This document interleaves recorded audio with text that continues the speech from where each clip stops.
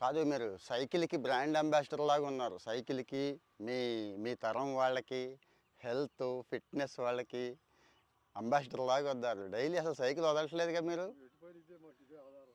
ఇదే ఆధారం కూడా ఇదే. ఇది లేదు ఎటు విజయవాడ వెళ్ళినా ఇదే, 20-30 కిలోమీటర్లు అయినా ఇదే.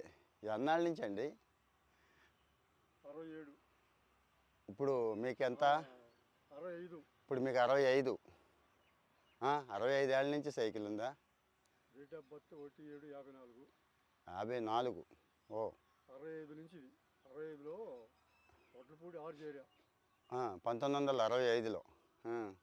అక్కడ అప్పుడు కొన్న దీన్ని 350 రూపాయలు కొన్నప్పుడు. ఏంటి 1965లో 350 కొన్న సైకిల్ ఇది? అప్పటి నుంచి ఇదే బండి. దాన్నే వాడుతున్నారు. అప్పటి నుంచి ఏదైనా పనిముట్లు పోయి చేసుకోవటం, బాగులు చేసుకోవటం.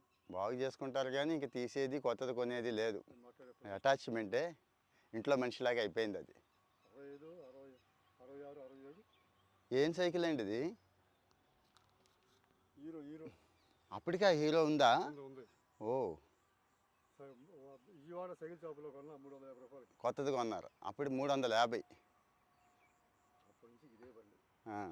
67లో 8 పోయింది. 8 పోయింది. ఈ మనిషి పొలం మీద పడ్డా. ఓహో 8వ తరగతి పోయింది.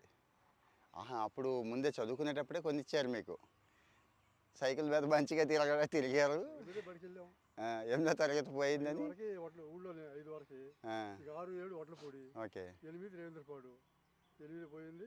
8 పోయింది. మానేసి పొలం మీద పడ్డా. చదువు పోయింది, సైకిల్ మిగిలింది, కానీ ఆరోగ్యం ఇచ్చింది ఇప్పటికి. ప్రాబ్లం లేదండి. అదే చూస్తున్నాం ఇంకా మంచి మంచి బరువులు మోస్తారు, బరువులు వేసుకెళ్తారు, డైలీ ఈ టైంకి కనపడతానే ఉంటారు.